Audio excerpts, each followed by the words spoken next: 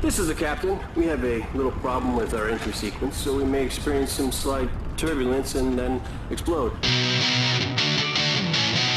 There is no spoon?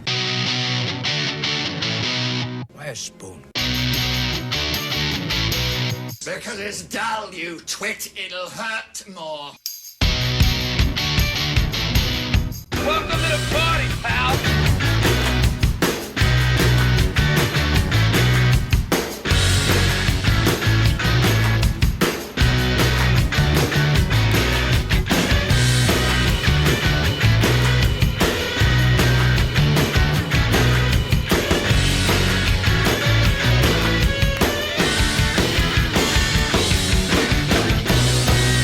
You can't fight in here. This is the war room. Hello and welcome to Somebody Told Me to Watch This, a movie podcast for those in fear of credibility. If this is your first time with us, I'd like to say welcome. If this is your second time, I'd like to say thank you for tuning back in. But as always, if you learned anything from us, it was purely accidental. My name is Mike D, and I will be staring at you awkwardly from the back of the theater. But I will not be doing it alone. First, we have the man who is 5/4 hillbilly, Rick D. That done deadly. And the best axe thrower I know, Angie S. Hey. And today, we'll be heading to West Virginia for our newfound summer home that we got at a discount in Tucker and Dale vs. Evil. Alright, so first off, as always, how did you like the film and your overall thoughts of it? Let's start with Angie, because I don't think she's expecting it. Oh, okay. I liked it. I wasn't expecting anything super poignant or amazing, but it was entertaining and it was funny. Did you know what the movie was about beforehand? Like, it was kind of a parody? Did you know any of that? Yeah. And how'd you like it overall? Like, if you could sum it up, your feelings.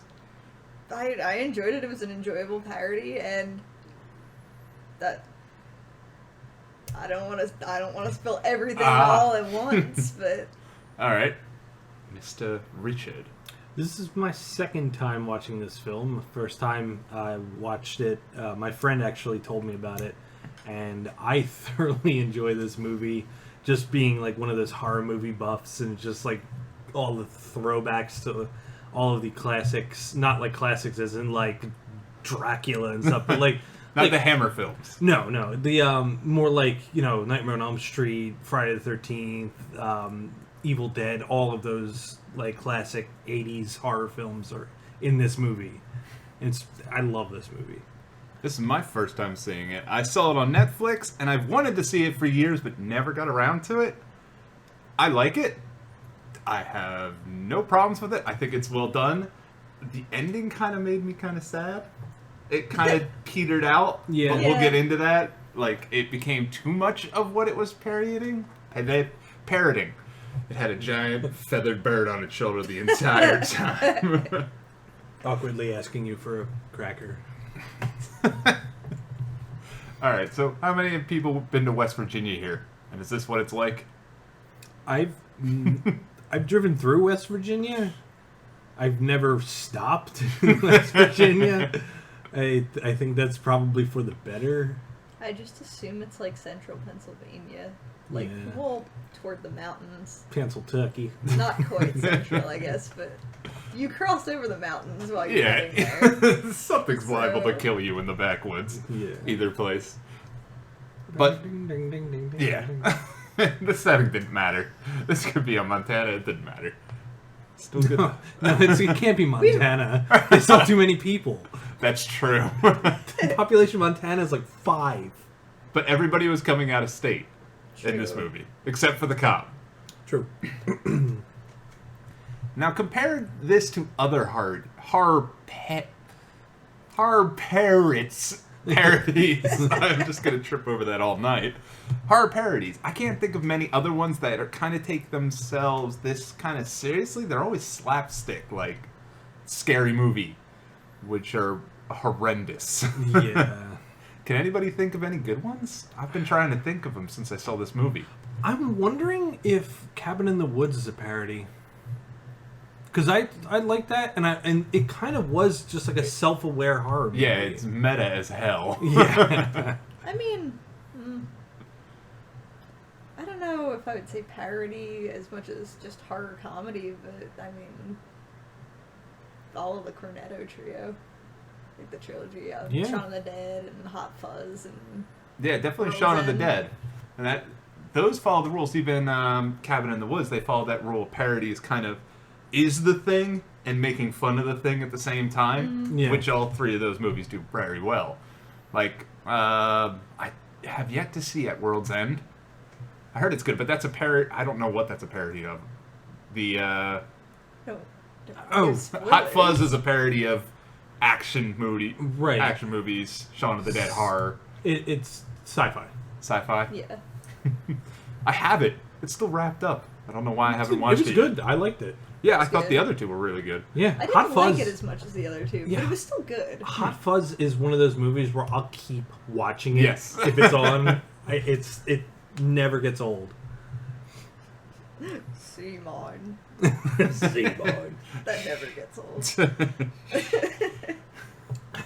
Just love the action scene at the end. We're getting a little off topic.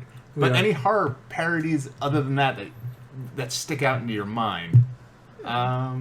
Scary movie, as we went over. There was that other one by Leslie Nielsen, Dracula's Dead and Loving It. Dead and Loving It. Which is just... Transylvania... Transylvania 2000 or something. It was like in Pennsylvania. It had Jeff Goldblum and... Oh, God, why can I... Is that the one with the cover of the gravestone and the phone number in the middle of it? I can remember the poster. I can remember the poster, but I can't remember the movie at all. And it had Michael Richards in it as well. I can't ever... I think it's like Transylvania 2010 or something, with some weird thing like that. But it was filmed in like the 80s. Yeah. Oh, God, now I'm trying to remember anything else. Is Elvira a parody? I don't think so. She's a parody of something, but not her. 3 feet in front of her parody. That's what I thought it was. Transylvania 65000, like the 65000. song Pennsylvania 65000. That's right. I've never seen that movie. All I remember is the box art. I just knew the song and I was like, it must be that. Pennsylvania 65000. It's just like... Is it a musical? It's just a song from like, I think the 20s. It's stupid. I thought it was like on the soundtrack or something. It's mostly instrumental, and then they'd go Pennsylvania 65000. It's like it's everything you think every song from the 20s is. So. Oh, God.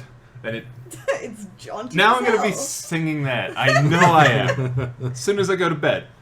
I think it's the 20s. God, it could be later than that, but something between the 20s and the 40s. I like it. If only this one had a similar theme song. I guess we should dive into this then. Oh yes. Nah, This is called filler for anybody who is watching. No, it's watching.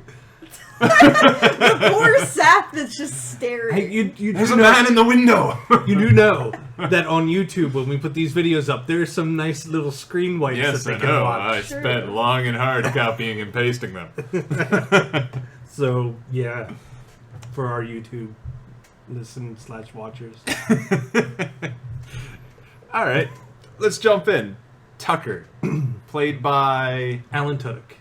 I've never seen him in anything else that I can remember. Really? He's in like Pirate everything. Steve from Dodgeball? No, he's Dale. No. Wait. Tucker is Alan Tudyk. Dale is the other guy. I thought so too, and then I just looked it up and I realized Rick was right. Dale is the beardy guy. Yeah. Oh, God. Because he's the main focus of the film. Yeah. I would think his name came first. No. Dale is... Have you ever seen Zack and Miri make a porno? No. Oh. Well, for anybody who has, he is the guy who comes in and says the line, Roethlisberger, the quarterback, was all like, huck it, chuck it, football all night. Which is probably one of my favorite scenes in that movie because they're filming the porno and he comes in and they're all just like stopped. Yeah, isn't he drunk at the register? Yes, it's fantastic. Now that I have gotten these people mixed up the entire time, you think Michael Rappaport? Is it Michael Rappaport? I'm thinking of something else. Holy crap, I got my wires crossed.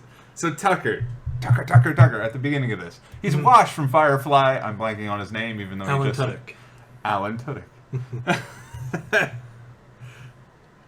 I thought he was going to be the main, because he was obviously the person I knew out of two of these. Yeah, I thought so too. And then as you go on, you realize it isn't. And I kind of like that. This guy gets his own little spotlight. You're talking about Dale. Yeah, Dale. Who I can't remember his name. I don't remember his name either. He's Dale, and he's Pittsburgh drunk guy to me. I think if Alan Tudyk was anything other than a side character, he would not know what to do with himself. He's not a leading man material. He's always at least the second fiddle. If not just... Because he's a character actor. That's They're very seldom true. Leads. And he does so well at it, though. Oh, yeah. Character actors are great. And he was great in this. Mm-hmm. Yeah. I wanted more of him, Yeah. but sadly we didn't get many. And he was definitely in the back. He was more of a side character. I'm still surprised his name was on top. I think it's just because it flowed better in the name Tucker and Dale rather than Dale and Tucker versus Evil. It's Tucker and Dale. Well, like Chip and Dale. Ah. It's not Dale and Chip. Just doesn't have that pop. Dale and Oh, yeah. Chip. Rescue Rangers? Alright, do not sing this song. But sometimes, some crimes go slipping through the cracks. But these two gumshoes Or picking up the slack. There's no place too big? No case too small. Oh. But when When you need help. just call. And that's and now we're ending this podcast on that. Take care. Goodbye. We don't need to go any further. One of the saddest moments of my adult life was... It was on for some reason. Chip and Dale Rescue Rangers was on, and I remembered all the words to the theme song, and I'm like, I haven't seen this since I was like 9, and I was sad. That and DuckTales, no, there's nothing I'm like, else. there are so many things that my brain did not remember, but it was like, this one, we got this for life. Yeah, if your car ever breaks down, this will save your life, and then you're just repeating the Rescue Rangers theme song instead of that knowledge. Hey, do you know what that guy's riding over there? It's a Segway. Into... story. You heard me. Yeah, we're like hopping all over the place. It's that kind of night. Yeah. Well, my notes for this are very small because the movie doesn't really give much into each character. Most of the characters I was watching, besides Tucker, Dale, and Allison, Yes. I don't remember any of the other ones' names. And I think it's Chad. yeah, Chad. Chad. But I think it's purposely done that way because they're just fodder. They're the angry mob, which... They're the angry mom and the victims at the same time. I realized yesterday out of the blue, I was like, it's Beauty and the Beast. It's Beauty and the Beast. There's a misunderstood monster person who's not. There's an angry mob. There's a douche that leads them who thinks the woman is his property.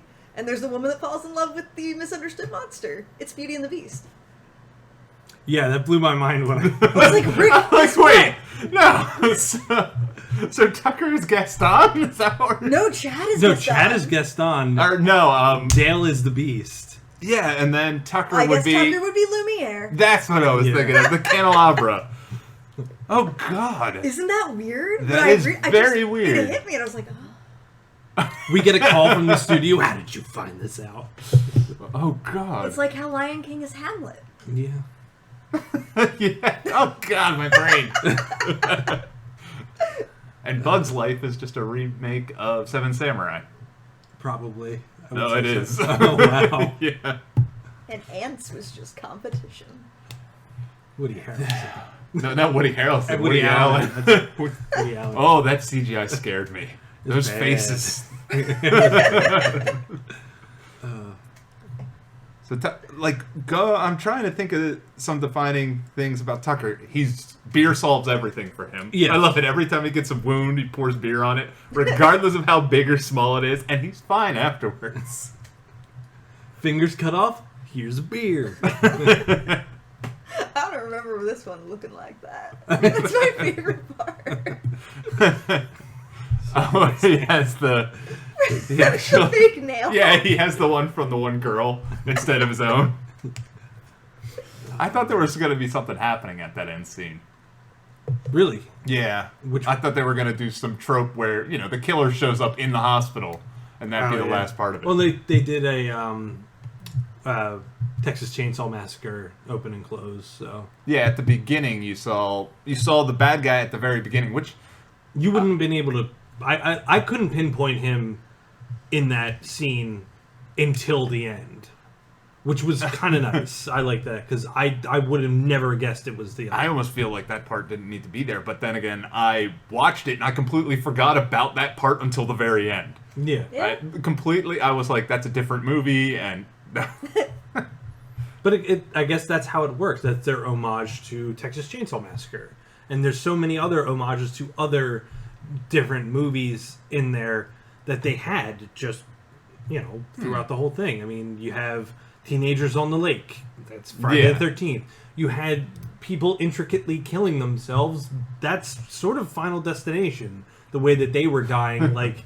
Accidentally, yeah. Like, it was just sheer coincidence that kid just ran straight into a log and got it impaled. There was, the whole, Texas Chainsaw Massacre thing when he was running around with a chainsaw trying to hit the bees away from him. And he did shot for shot the exact dance that he does coming out with the chainsaw from Texas Chainsaw Massacre. I didn't notice. And I thought that was great. That's awesome. But was there anything else you could pick out from all that? Like, I really didn't see... I definitely noticed the Friday the 13th in the woods and all that, but... there was... with hillbillies and how everyone's scared of them. The Hills Have Eyes. There was... But that wasn't really a big part of the movie. It wasn't a big part, but Except for Chad's background. Yeah, it's their whole kind of, homage to these little, slight things that you have in the movie. I'm trying to think. There was another one. You'll never think of it. I won't think of it now. Nah. I had it. Now it's gone. Let's hop back to Tucker. I'm trying to think of other things about him besides the beer.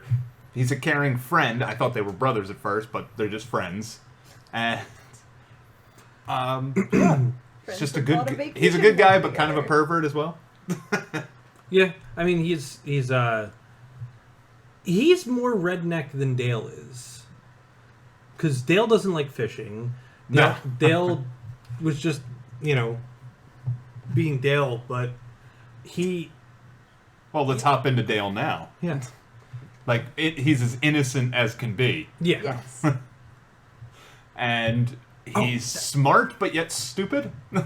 Yeah, he's book smart, but he's not, streetwise smart. He's kind of ignorant to the world, but anything that he hears... He's a photographic memory. Yeah. He's intelligent, he's ignorant. He doesn't know a whole lot, but he could. He's brave and scared, because he's willing to jump in to save the girl, but he's not willing to talk to her. Yeah. Oh, I remembered it was Silence of the Lambs, Don't Hurt My Dog. Oh, God. Well, when they have the gunfight with the nail gun and everything. I'll be really, really angry. Catch that. Well, we can go into the main girl, which is Allison, who is... Take her or leave her, she's just there to be a girl. Yeah, it's pretty much she is a love interest, and that's about it. She's the pretty girl. Who's knocked out for 50% of this movie? She has one... I swear to God, she has some sort of overlying condition from how many shots to the head that she has. She's going to have Alzheimer's at 30. Not to mention the fact that, she hit her head on the rock, and she was under the water for a good minute and a half. I'm sure there's... She doesn't float for some reason. No. She went down. And being under the water for that long, unconscious, is never good. She's gonna die. Accidentally or otherwise. But she is but she's not the standard, girl in... The parody on this is she's supposed to be the one in Jeopardy. The kidnapped girl, but she's not. And that's the whole big misunderstanding of the movie. Yeah. Mm-hmm.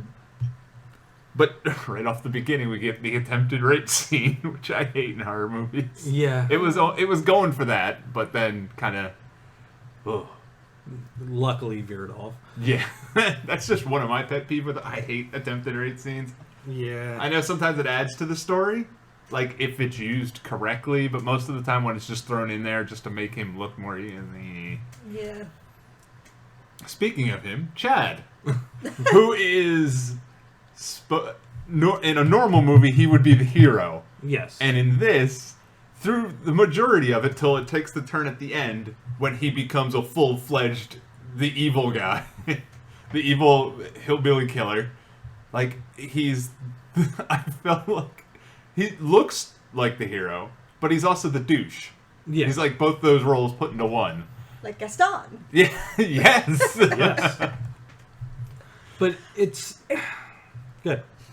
No, it's not anything important, but I realized when I looked at Chad Your heart skipped a beat? No, that every time I see somebody in a little polo shirt like that, I automatically assume he's the douche. I'm like, that's the douche. Yeah, the belt, shirt half tucked in. Yeah, he has the look Pop of my collar. dad will sue you. Pop collar.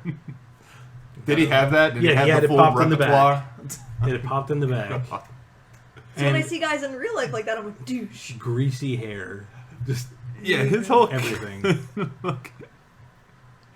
The whole time of the character, I felt like he was the evil one. Like he was the heavy. He played it well. That I was just like, he's the evil one, but yet everybody treats him like the good one. Yeah. But at the beginning, if you look at the movie and notice all the other characters, he is just making them go in, but he's not actually going with them. He's just sitting in the back, not doing anything, like holding the axe and then yelling at everybody. Yeah. Which I found, like, what the hell? Made me hate him more, and I was just like, should I like him? No. From the beginning, I didn't like him. Like, straight off in the beginning, I knew right away he was just somebody I was not going to like. He's meant to be that way, but he's also set up to be the hero. And he If plays he it was terribly. the good guy, I still wouldn't have liked him. No. Didn't want him to win. But he, like, you can see throughout, like, once everything starts going, like, once he finds out that Allison was kidnapped, he went straight into psycho mode. Like, he's sitting there sharpening an axe for no reason at all. That's why I was like, why isn't he running with them to try and kill? Like, he wants to do that because he has the whole backstory at the beginning where he's just, I will tell a scary story about killer hillbillies, which basically sets all this up. Because they end up believing the story and think Tucker and Dale, when Allison falls in the river, they take her and they think they're kidnapping her when they're actually just helping her because she's knocked out. Right. And that backstory, I'm like, Jesus, right off the bat. But how hilarious the miscommunication of, we have your friend. Yeah. To them, it's, we have her, come get her. To them, it's, we have her. Yo, we're going to kill her and rape her and stuff. All the misunderstandings between the two. Yeah, it's just so great. I love the flashback to the 90s. Where With all the hair and all. I love that everybody looks a little older than the college students do in this time period. I'm like, just like everybody looks in the past, they always look older. Yeah, like they were getting like 25-year-olds to play teenagers in all the old horror movies. Well, I think it's funny. Also funny is that the fact that they said, like, 20 years ago, and we think to us, we're like, what, the 1970s, 60s? No, it's the 1990s. Yeah. Don't remind me. Because we are dying old now. soon. Yes. I got so upset. And then I was sitting there and and I love how they had the tape deck with Pump Up the Jams. Like it was like some old song that they had to put in. And I'm just like, oh God. I feel grew so up with terrible. that. No. I've become my father. Don Henley, where are you? I need to listen to you now because I'm my father. But they actually, at the beginning, they did some stuff where they ignored some of the tropes instead of like, all right, we'll save them instead of getting the cops. One of the kids runs off and gets the cops. Yeah, I like that. And brings him into it, which was, refreshing. They did almost everything like a logical human would, for the most part. Yeah. Didn't help with that cabin that Tucker and Dale had. No. Was that supposed to be the old hillbilly cabin? Yes. Yeah. That So no they one... were like, this guy must have been an archaeologist. And it was just human bones everywhere. Yeah. No, police don't come in and clean that up No, after a never. crime. I like how they had... They put it on Craigslist, and that's where you find it. I like how they had the whole bulletin board of all the the death hot and dogs. and they're just like chili dogs 2 for $3 on Tuesday, never expired. I like it. I thought they'd bring that house up more in this movie, honestly. Because they made such a big deal about looking around it and everything, and all these... I know they misconstrued the beginning, like when they're looking outside. Like they see the dead cattle head on the keep out sign. Mm-hmm. And I thought they were going to look inside and see all that stuff and be like, oh shit. But they never do that, so I was very surprised that they never brought that up, really. Tucker and Dale or the kids? The kids. They never like looked inside and saw the hanging bones and then got freaked. Well, they got freaked out by the skull in the driveway. Well, they got later on. Later on, when they're sneaking into the house, they look around. They're like, "Oh, this is like a hard, like." They see the bones and they see like all of the stuff on the wall, and they get freaked out then. But they never got close enough to the house to actually look in until the end. Because once he got up to the house, that's when Tucker came around with the chainsaw and getting swarmed by the bees. Yeah, the bees in the log, which were CG bees. You don't want to have real bees. There was a lot of CG where you didn't need it in this movie. That kind of irritated me a little bit. The blood was CG, and like when the flashback, definitely all that blood was CG, and the bees were CG. I'm like, what the hell? I mean, why even have that? Expect that in a comedy, though. Yeah, I mean, it's got to be over the top. So, well, why not have like Tom Savini levels of like spurting blood just across the room or something? They did with the wood chipper. Yeah. And it went on that poor girl. That was hilarious. Like, they're all extra movie tropes, and I'm surprised they didn't play with the one black guy. Like, have him die first. I was expecting it. Yeah. And skinny white guy. The stoner The stoner died first, so I was like, alright, there's... Which usually the stoner dies last. But it would make more sense that he'd just be like, because the reflexes aren't as good. Yeah. When he actually just tripped onto a spear. Yeah. Oh, man. What about the other ones? You have the hussy or slut, but none of them really act like they're archetypes, if you think about it. Like, none of them, like, the slut isn't... She never has sex, really. She's never hitting on anybody. Well, they didn't really have time, if you think about it. Yeah, they never do that stupid thing where they, like, go into that. Like, this movie is there and then straight into it, which I appreciate. Yeah. Yeah. We don't need that stupid, like, lulling around, like, Yeah. oh, here's my shirt. Oh, it's off now. Build up the misunderstanding. It's one misunderstanding and it just leads it off the hell. Yeah, I mean, because it's once that one misunderstanding happens, it snowballs into more misunderstandings by the fact of they go to the house. By all Chad. Yeah. They go to the house and the one kid is going up to just knock on the door and say, hi, can we have our friend? But then Tucker comes out with a chainsaw and then they chases them and then they all scatter. Which, I mean, if you go over to a house and somebody's just running at you with a chainsaw, you're probably going to misconstrue it to being, oh my god, this guy's going to kill us. Yeah, and even before that kid dies, he realizes that, like, he's not chasing me, he's running by me. Yeah, and that's when he doesn't realize he's running straight into a log. Yeah. But there's other stuff, like, I'm trying to think of all the... You have the black guy, who's just the black guy. You have his girlfriend, I think she was. Like, I just assumed the weed whacker. Yeah, the one who got hit by the weed whacker. Yeah, which was, ooh. Yeah. I didn't expect him to duck. Yeah, you had, I think like, she was the smart one, was she not? She was supposed to be, like, the intelligent one of the group, and you had... Sort of, but then Allison became... She's becoming a psychologist? Psychologist, yeah. But even that, they make fun of her for it, because she sits them both down. Oh, yeah. And then she's just like, oh, we've made great progress when they've made no progress at all, yeah. Yeah, I mean, like, she's kind of like, if you would have a horror situation, we have the kid who ran into the log being the stoner, we have the, athletic guy, we have the leader being Chad, we have the pretty one, we have the slut, and then we have, there was another one, wasn't there? The smart girl. Yeah, I think it's Mike, the one who has the truck. No, that was Chuck. Yeah, who had Chuck, the truck. Yeah, Chuck. Yeah, Chuck had the truck, and he was just the. He was the kind of scaredy cat one. Yeah. And he's the one who actually gets the cop. Which is great. I love the fact that they're like, no, we don't need cops. He's like, actually, it's my truck. I'm going to go. Yeah, I'm going to go do that. That was perfect. I love that. And he gets the same... Did you notice that that police officer was the same one that arrested Chad's family's killers? Yes. I thought that he was the father for a second because I really didn't understand that. Like, they just show the picture and I'm like, the only one I recognize is the cop. So I'm like, is that supposed to be his father? So that kind of threw me off a little bit.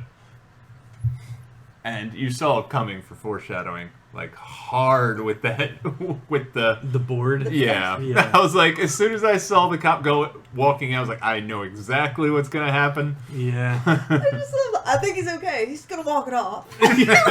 Nail just through his head. In one head, out the other. My favorite part is them explaining what happened. Well, we had one hell of a day. This guy just jumped into our wood chipper. The other guy over there fell into impaled himself. Oh, and we got that unconscious girl. And you have an unconscious girl in there? And you see Tucker just like, shut up. He's like, I knocked her out with a shovel. On accident.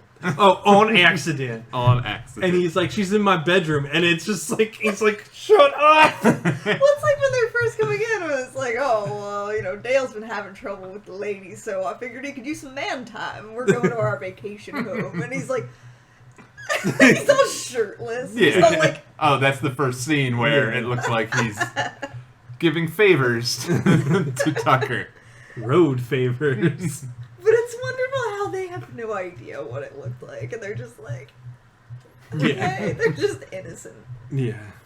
Well, did you like the death scenes? I did. I think they were... I like the cops that scene the best. Just because it was so awkward for so long. Yeah. I My I favorite... just love that. I think he's gonna be okay. He's gonna walk it off. My favorite one was the handgun with... Yeah, with that I was like... just the whole thing. It's instant. There's no... Yeah, there's no build-up. It's... But what's funny is the fact that, like, he's pointing the gun and trying to pull the trigger, and then he says, oh, you gotta turn the safety Yeah, Tucker's off. like just screwing himself over again. Dale, because he's so innocent. He's just like... And the kid just... And you hear Tucker go, no, don't point it at yourself, and then it blows his head off. And that kept happening. They all just killed themselves. Yes. Tucker and Dale actually don't do anything. No. Not even... Chad doesn't really kill anybody either. Chad actually... Well, except for the beginning when he kills the reporter and the cameraman. Yeah. He doesn't actually kill anybody. He tries to. Chad actually inadvertently kills people. Well... He is the one who set the gasoline, and he's also the one who burned the house down. And inadvertently, when he made the house burn down, killed the black guy with the lantern. He threw it and he was trying to hit the other guy, but he ducks out of the way. He burns him. And then the slutty girl throws the moonshine on him, thinking it's water, bursts him up in flames, and then everything explodes. So yeah, he inadvertently kills 3 of them. You could say Tucker and Dale do the same thing in some instances. Like, well, maybe not really. I retract that statement because the wood chipper, I'm like, he kind of jumped in. Yeah, he literally jumped in and nothing else. Did he trip or something? It didn't. No, really he was diving to tackle him, but he had a knife. I thought he was going up to he's probably stab like him. tackle and knife him. Like, at the same time, you jump on somebody and you stab him. But all he did was just duck down to get a piece of wood, and the kid went right in. Which was a bad strategic angle from that kid, I guess. But and then you had the guy running with the spear, who literally just trips over the log and then impales himself. I just love how graceful it all is. He's just like right into the river, like... Yeah, it's not like ballet it's not something they would use currently in most movies. You would see that would definitely be slow motion to build it all up. Then they angle in on a root he trips over as he slowly went in. No, it's just instant, and it's Or it would be like some kind of slow, like he gets his arms and he slowly goes in and they have making it the intensely visceral, gory. I like that it was jarring like real life. Like if you were to jump into a wood chipper. Yeah, like when my brother and I were driving to New Jersey and a bat flew on the windshield and we were like, ah! Ah! Like, it was scary because it was jarring and real. And just Tucker's reaction from when that happened is just like, oh, are you okay? Like, no, he's not. And then getting him out of the wood chipper was hilarious too. He's like, hold on, I'll wedge him, and you grab the leg, and then he pulls it over Dale's face, and he's like, oh, it's in my face. Yeah. There's a lot of good lines. Like, I love the line like he's heavy for half a kid. There's so many things like that I was like, yay. It's funny because like there's a lot of lines that are like extremely calm when saying if something like this were actually happening to you. Like Dale and Tucker were kind of just like taking it like champs, like, oh, we got to do this now. Yeah, they almost took it like too calmly. They're just like, all right, I guess. I have to do this. They just went with it. Like, oh, this is unfortunate, but we're on our vacation, so we have to make the best of it.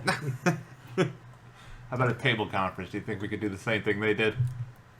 Like when they were trying to sit him down and then we learn Chad's backstory about hillbillies. It was so, like, it was that nice type of, like, what did I want to put? It was, like, almost heavy like in Gremlins, where the main girl, I can't remember her name off the top of my head, the character or the actress, where it goes from this kind of, like, funny kind of horror movie. Gremlins is kind of a parody. You can put it in there. Yeah. And she just goes in with her dad in the chimney. Like, that kind of, like, oh. Just brings us right down. Yeah. That's what I felt that scene kind of did. Not as well as Gremlins, but I almost was like, oh, this is very... He's racist against... Rednecks. Yeah, he's rednecks. Hillbillies. Somehow he's racist against hillbillies. It just further cemented the fact of just, I saw this guy slowly decline into madness throughout the movie. Which is funny because, again, he didn't do anything. No. He, like, literally sat there and was just taking all this in and just slowly becoming more and more crazy. And the moment it really came to a head was that point. But just before that, when he cut off Tucker's fingers, you knew, like, this kid is just, it's over. Like, this kid has snapped. But he almost had, like, I thought at the beginning, he was already gone. Yeah, like, that's what he I was thought. looking for an excuse to do it. Yeah, to kill people. He was just getting more and more excited about it. Like, yes, it's happening just like I wanted it. Yeah. Like, he even makes some type of, like, Rambo traps out there when... Yeah. Which was like, what the hell is this? What are they teaching in college? I didn't learn how to make bamboo traps in college. Then they have definitely a homage to Evil Dead. Like, the shed scene. Mm-hmm. Literally the same thing where he's arming up, chainsaw, the whole 9 yards. Oh, yeah. Oh, yeah. And that came out of... This is when the movie started to decline for me. I just didn't like the end, because it became so... It wasn't it was so much of that horror, like, ending. Like, you could take this ending and put it into another horror movie, and it would fit well and not be a parody. That's what I felt the... It almost actually turned into a James Bond film. Yeah, kind of. Like, I wasn't scared of Chad at all. No. He was just, like, the mad, like, I'm a villain and you need to defeat me kind of thing. Like, the Christopher Walken of this film. So Christopher Walken did it gracefully. With horse steroids. Yes. But yeah, like, it turned more into an action movie at the end than a horror movie. Or the parody of a horror movie. That's... Yeah. Like, it didn't have to be straight, but the end felt so much like you'd see in a cheesy horror film that was trying to take itself seriously, that I kind of lost interest in it, because the thing that made the beginning so great up until that point, up until, I'd say, when the car hits the tree after the explosion. Yeah. Like, then this movie, I was just, like, very bored with it at that point. Although he does call him Body Perm, which I fucking lost like it at. But how did you guys feel about that end scene? Like that whole, like the end of the third act. Halloween. Michael Myers pushed him out the window, lying on the grass. Now they can't find him. That was their whole thing for Halloween. You know, there's their homage to Halloween right there. Where he drops. Yeah, and he's lying there, like, and then the cops come and he's nowhere to be found. So that's their Halloween plug, so to speak. But yeah, like I saw the ending coming a mile away with the whole, like, they're probably going to get chamomile and use it against him. Yeah. And then they pulled out the chamomile tea. I'm like, well, there it is. You know, as soon as he sold that box, you're like, I know what's going to happen now. Yeah. He's going to... I didn't know how he was going to do it. I didn't know it was like loose leaf tea or something. I thought he was going to take a tea bag and like throw it in his mouth or something. I don't know. But yeah, it was loose leaf tea that he just threw at him. But I did like, however, when he was like, it's okay, once we get him his inhaler, and then he falls out the window and he's like, never mind, and he closes the thing. That was funny. See, I thought he was going to put the chamomile in the inhaler. And just squirt it into his mouth. Yeah. Kill him. Yeah. Because they didn't. But I'm apparently really disturbing and sick. So. But Dale never kills anybody. No. Oh, I know. So I think that was nice that he kept his little innocence. Like, yeah. Except for the end. That even backfired on that innocent part where he's just like, you gotta follow your dream, talking to the old guy when they're at the bowling alley. Oh yeah. And then the old guy basically is going to steal this woman in the background and take her away, and Dale's like, meh. I got a woman now. I don't care. Even that, but that wrecks his character almost. I just didn't like that. Like the whole ending of that. I'm also wondering, like, because you don't see what happens. But he knocks her out and starts dragging her away, and Dale's like, meh, literally just meh. Which isn't true to that character at all. No. But he's just been through so much shit. Yeah, I think he's just like, I'm tired of this shit. But he would be the type of guy that would do it. It's just, it's just one of my little me. Yeah. But I mean, at that point, do you really want the movie to go on any longer? I wouldn't. But I would have liked him to just like do his normal thing. No, you don't do it like that. And then be him at that last scene. But like, it could have ended when they were. Like, he was saying goodbye in the hospital to Tucker. And he had the little pistol strap of beer on his leg. Yeah. I like that. Innocent. Didn't tell. Done. It could have ended right there. But that bowling scene, I was like, yeah. I mean, it's fine, but it just... Everything you know about the character is just ignored. Agree. Giving her the helmet was funny, too. He gave her the present, the little helmet at the end, to put on her head because she keeps getting hit in the head. Well, at this point with her concussive disorder, she she probably could use one. She's gonna end up not doing very well.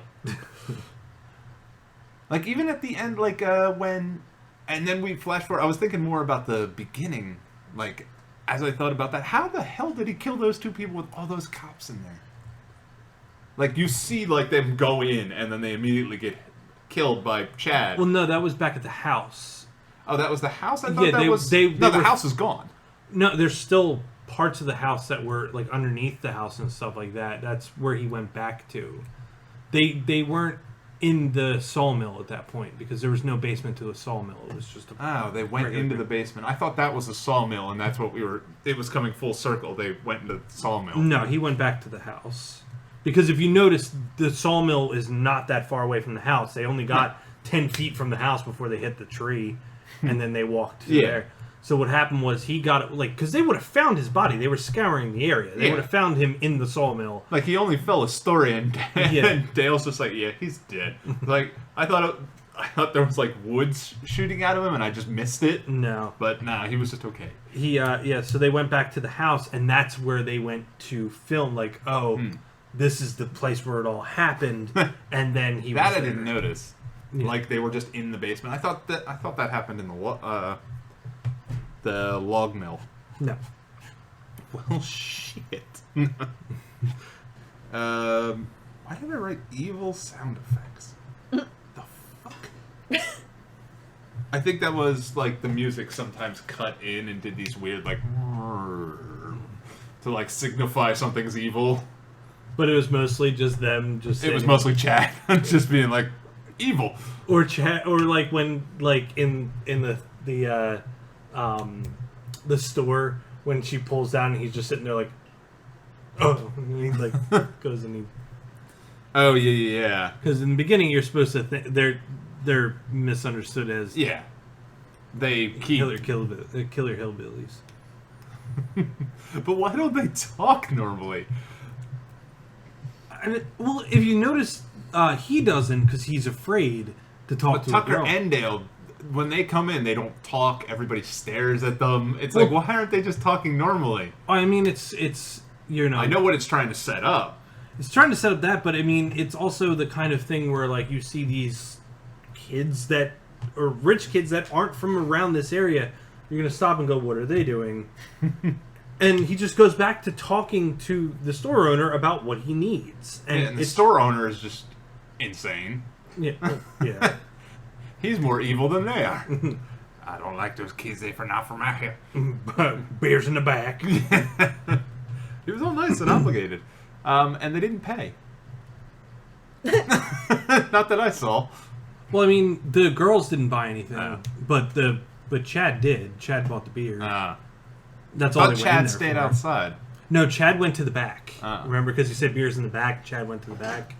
Well, explain that about Chad. Like, he knows he hates hillbillies and shit. Why did he even want to go there? To kill hillbillies. Like, He was hoping this would happen? Yeah, I think this was his plan all along. Really? Yes. Yeah, I mean, if you think about it, like, he knew all about it. He knew his backstory. He already said that his grandmother told her in that story all the time. Yeah, and it was around here that they did it. Yeah. So I think, his whole plot was to go and kill hillbillies. Like, that was his revenge plot. He was using everybody else's bait. Yes. Interesting. Nightmare on Elm Street. But I still like the Beauty and the Beast theory. That like hits it on the head. That's like, whoa. Yeah, when she told me that, I was like, it makes sense now. It's so good. If Beauty and the Beast had weed whackers. Yeah. Yes. And a wood chipper. And bees. I wish there was a wood chipper in the actual Disney Beauty and the Beast that was like alive. Like, I am the wood chipper. I don't belong in 1700s. Well, technically whatever.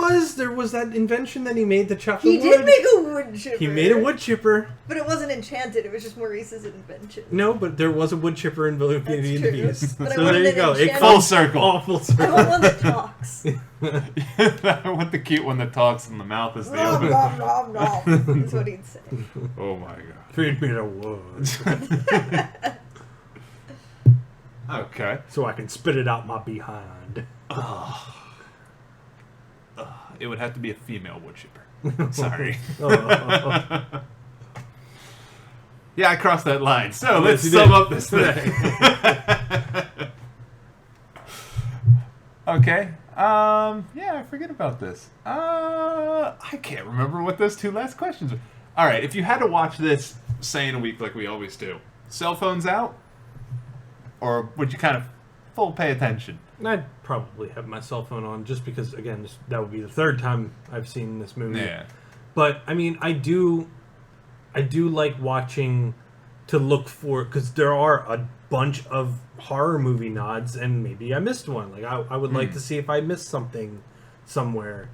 But most of the time I'd just be like, oh, who is that person? And then I go on my phone and... Yeah, you're not going to run out and watch this movie again and, like, maybe you'll revisit it or at least I would. I'd probably revisit this in, like, 6 months, a year. But if I had to watch it next week, I'd probably be playing on my phone a lot. But, yeah, I mean, like, if this would be your first time watching this movie, I would say put the phone down, watch it. There's so much, like, homages to just be like, there it is. And this came straight to video and didn't get released in theaters, if I remember correctly. Right. And I think it's better than a lot of the stuff that came out. Yeah. Even though, if you put it in the group of horror movies, I still think it's better than there's a lot of stuff that came out.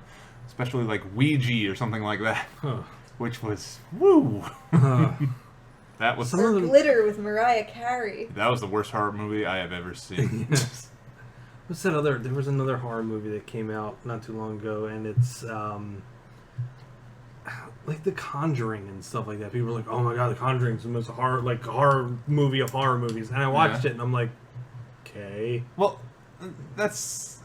is it because, like, I've had this before, and I find it kind of interesting. Do you think it's hype that kills you for it? Like, the constant talk about it, and constant hype, and then you finally see it, and it's instantly lower because you know it doesn't, because it doesn't live up to what you were expecting. See, with me, it doesn't matter what the hype is, because I'll watch it anyway. It's just the fact of, like, if you're going to be billed as a really scary movie, and not once am I like, at all in the movie, then it's not, to me, it's like, okay, then why are you billed to being so scary? Like, I know I'm close to being 30, but there are movies, like Dead Silence, I don't know if any... The puppet one? The puppet one was really freaky. Like, there was a lot of points in that where I'm just like, oh god, like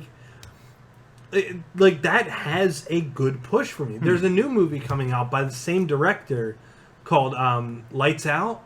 Yes, I've seen. That was based off a short film. Yeah. That looks really creepy too, and I'll go see that because the trailer freaked me out.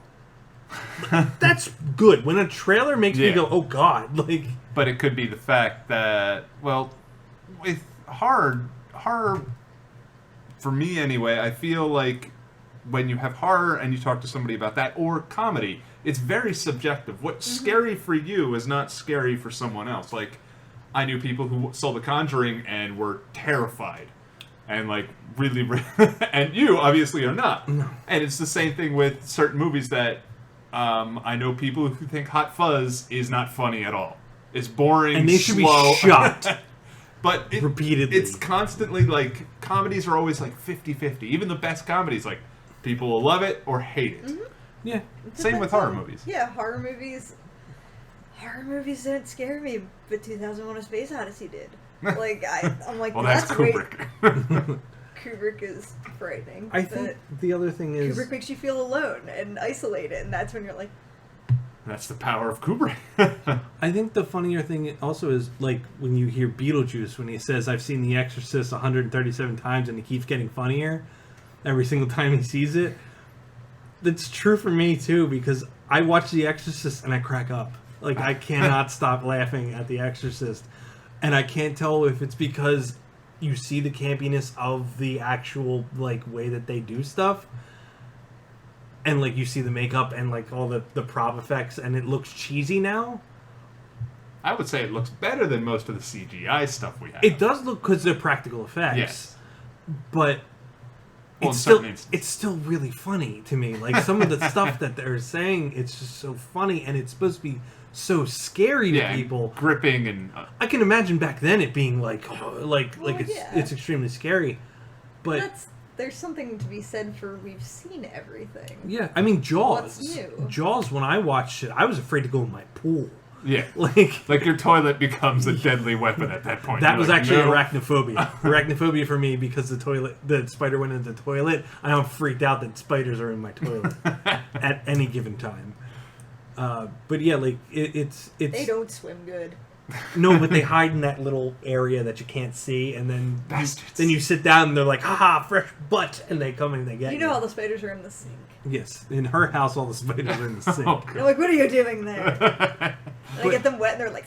I prefer the sequel to that, Eight-Legged Freaks. Ah, yes. So Mr. David Arquette, the world's treasure. Savant. Isn't that Scarlett Johansson's in that? She's very young, I believe. I think she's a teenager. So, yeah. And that is a guilty pleasure for me. I like that movie. It just makes me laugh. It's and it's supposed to. Yeah.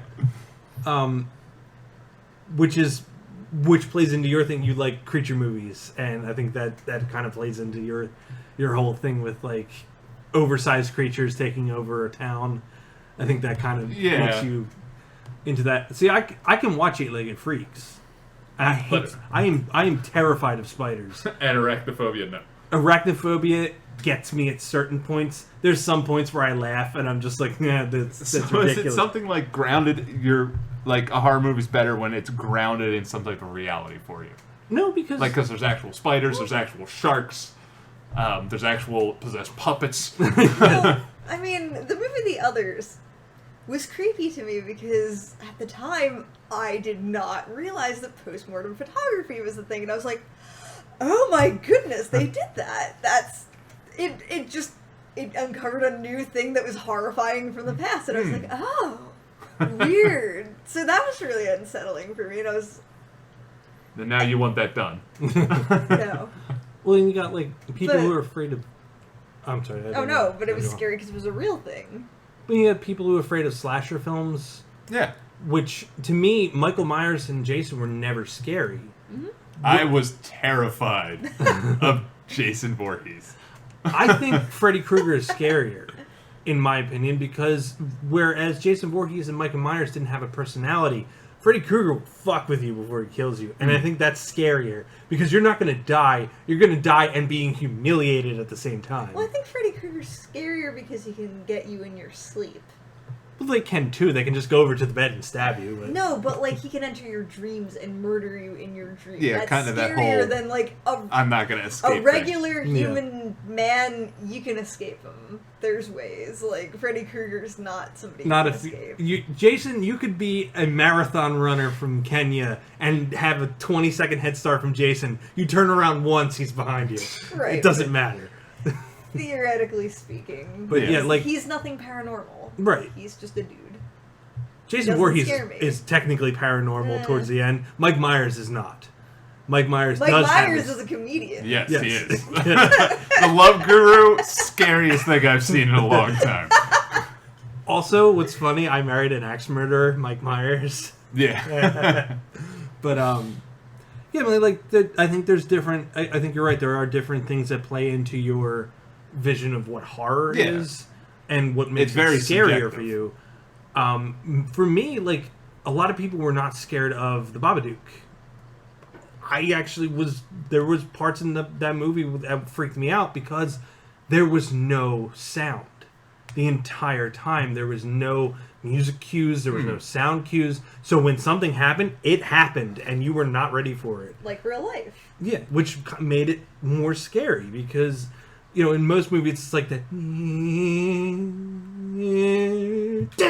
Well, the jump scare, like, which most new movies are plagued with, and they don't earn them, they just kind of throw them in there because the audience hasn't been spooked in 5 minutes, do something about that. Yes. Loud noise, the cliche cat that jumps out of nowhere, your friend scaring you by tapping you on the shoulder. Which is every horror movie ever. If you haven't been tapped on the shoulder, it's your friend. If you've already been tapped on your shoulder, don't turn around, run. Yeah.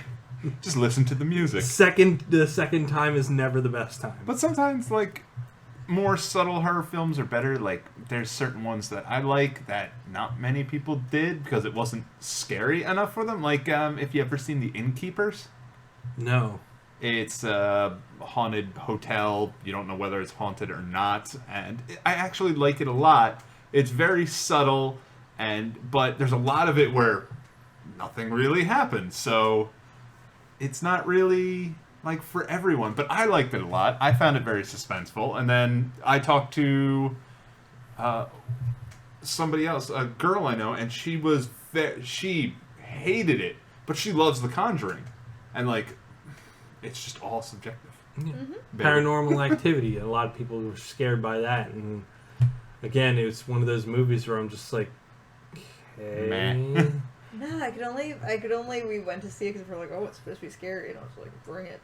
And the only part that I thought was, like, legitimately, like, kind of creepy was when she was standing over the bed and time lapsed for a long time. And I'm like, well, that's unsettling. Yeah. That was it. But, yeah, it was unsettling. It wasn't scary. But most of the movie was in the trailer, and I hate that. I think unsettling for me is what is scary to me, because I'm just like, oh, that's so unnatural. Like, it's kind of freaky, but, like, anything jumping out of me, I'm just like, ah! Like, okay. It's like haunted hayrides and stuff where I'm just like, I'm sorry.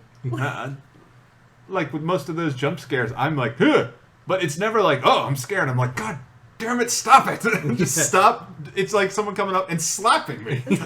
I'm gonna jump from it, but it's not. It's gonna be more annoying than anything else. It's just annoying. It's not like a scary. Jack-in-the-Box. Yeah. You're like, I know what's gonna happen. I know it's not for real, but it's just. I thought, from the beginning, It just popped in my head just recently. I don't know why, but when you said Innkeepers, I had another thing pop in my head. A horror parody, The Frighteners. Yes, with Michael J. Fox. Yes. But even some of that had its moments where it was actually quite... Yeah, like it scary. was serious and scary. But for most part, it was a parody of ghost movies. Yeah. Even I remember the poster for that was actually quite like the box art whoa. is scary. Yeah, because that's what really drew me in. Was I was like, this looks really freaky, and I picked it up. The box art was holographic and it showed an evil face. Yeah, and then I watched it. I'm like, why am I laughing? But yeah, I mean, it was a parody, and then towards the end it became serious. Yeah. It's just like this movie, parody, and then towards the end becomes serious. Wasn't that Biff? It was it was not Biff. It was it was Rookie of the Year pitcher. He's really messed up now. Really? That he was Death in that movie? No, or he was that evil ghost. It was his son. His Gary Busey's son. Oh, okay. That's who it is. It's All Gary right. Busey's son, who from was, like Punk. SLC Punk? No, Yes. he was not in I thought that SLC was Punk. him. No. No? That was Matthew Lillard and another guy who never really made it. No, he was in Starship Troopers. He was also in Roadhouse 2. He might have been in Roadhouse 2. I didn't see it. But yeah, he was in Starship Troopers. He was in Frighteners. I don't know what else he does, but yeah, that was him. And yeah, that's all I can remember. I want to see that movie again now that I'm talking Yeah, The about Frighteners now I'm kind of interested in going back to that. It was a good one. And again, it wasn't a bad movie. It had its moments where I'm just like, come on. But, I mean, there's never a movie where it's perfect all the way through, and you're just like, I'm complete now. I don't have to watch any other movie. So, well, there's rare ones that I would definitely argue that everything works, and there's not a scene that's, like, terrible. Jaws is an example where I'm like, there's not a scene in that where I'm like, nah, I don't like that. That's boring. Fast forward. I'm always intrigued by every scene in that. I don't think I can argue because I'm a huge fan of Jaws. It was one of the first movies I ever ran with when I was a kid. The scene where they're on the dock and they throw the tire out with the meat in it, and then Jaws takes it and takes it away, and the bridge, and he's got to climb up. Yeah. That had nothing to do with the story. It was just put in there. It does not need to be in there. It doesn't push the story forward at all. Yeah, but It's one of those scenes where I'm just like, okay, I don't need to watch this. They are not even main characters. Nobody dies. Nobody gets hurt. Nothing happens. All they say is, "Let's just go home," and that's it. I'm just like, okay, cool. I could see that, but that's one of the things I was like, what's going to happen? I still like that. It's still part of the movie, but it's not. Yeah. It's not intricate to the movie at all. And it could, if it was never in the movie, you would never known anything was. That's different. true. Nothing would have been any different. Yeah. However, in Jaws, the scene that still gets me, and I'm still kind of like, The head in the boat? Yeah, Ben Gardner's head. That's still, and further note, if you ever watch The Walking Dead, the governor's case of heads that he has, Ben Gardner's in the case. Oh, God. And I think that was hilarious. All right. Let's try and rein this back in, shall we? And we're coming back. But I think that's good with this because this movie... Any cast, I don't mind if we go off on tangents. No, just because we're talking about horror and how it has so many different aspects of horror and comedy in and of itself. So going off on a tangent is actually worth going to, and it's not just like cats. We love cats, and we have lights and music and all this other stuff. Yeah, I went to the doctor's yesterday, and then there was no. All right, any scene? I know what I would change with one scene that would make the movie a little bit better for me. Just take out that bowling scene at the end. Yeah, no, I'd agree. Yeah, no, I definitely agree with that. That's the only thing I really had much of a problem with because I was like, that's weird.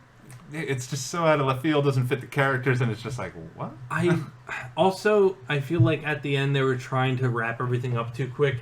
All three of those kids died in the same explosion. You had all these cool ways of kids dying. You wanted more elaborate. I wanted more like those three. Like the girl who got her face chopped off by the weed whacker should have just been dead.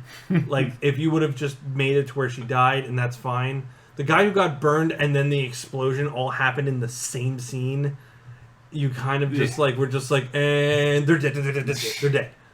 Like, well, there was one part of that scene I liked when the one girl, the busty one, the slut, if you will, when she realizes how dead she is and she just calmly smokes the cigarette. she could have gotten out of there. Yeah, she was just like, no, I just really want a cigarette. And she just sits and takes it.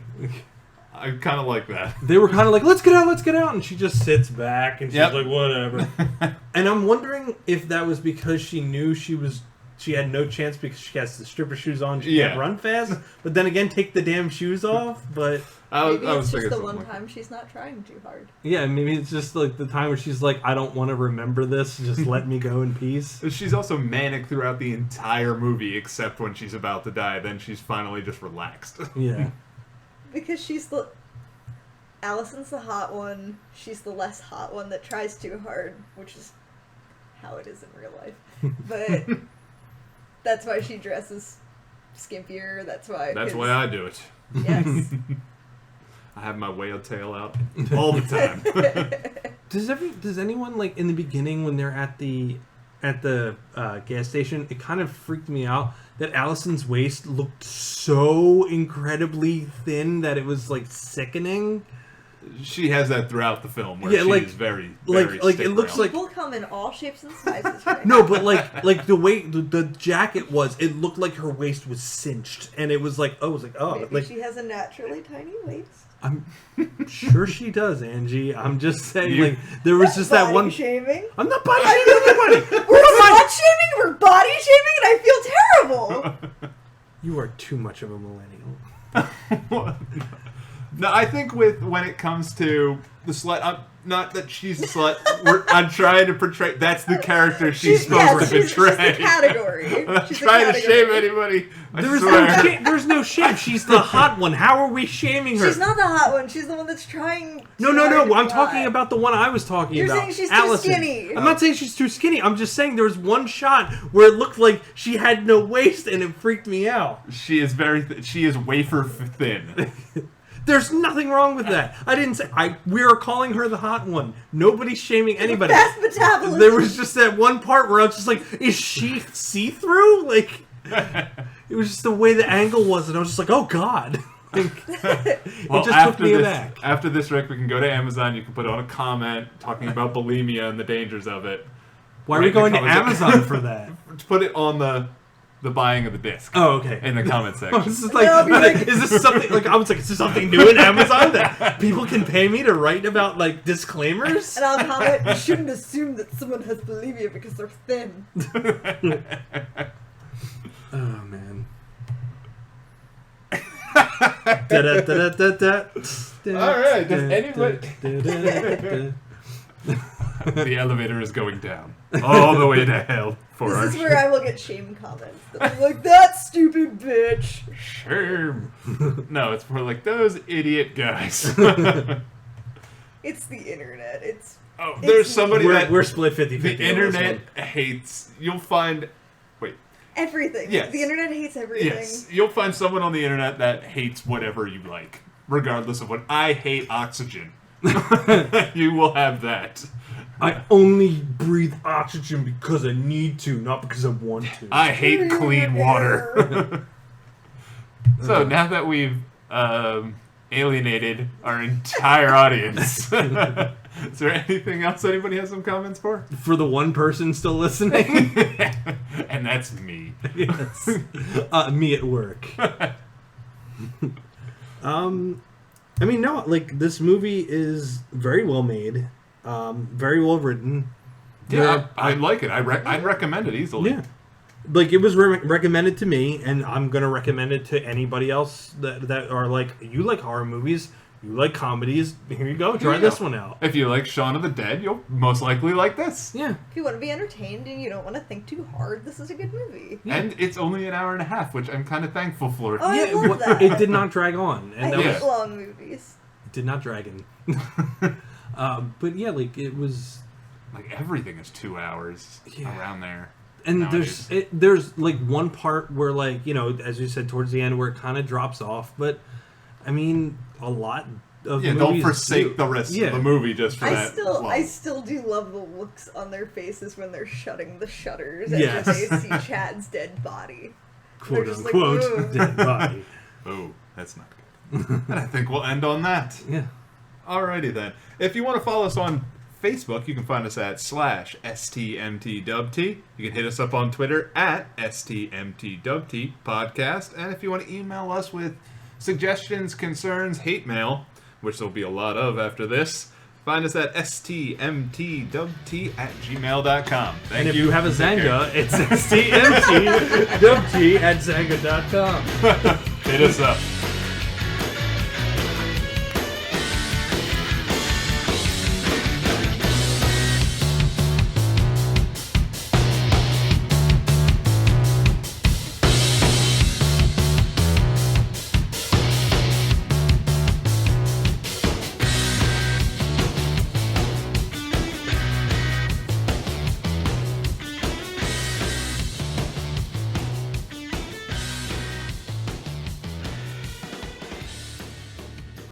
This is staying in. I'm stabbing you in the throat. It works with the theme.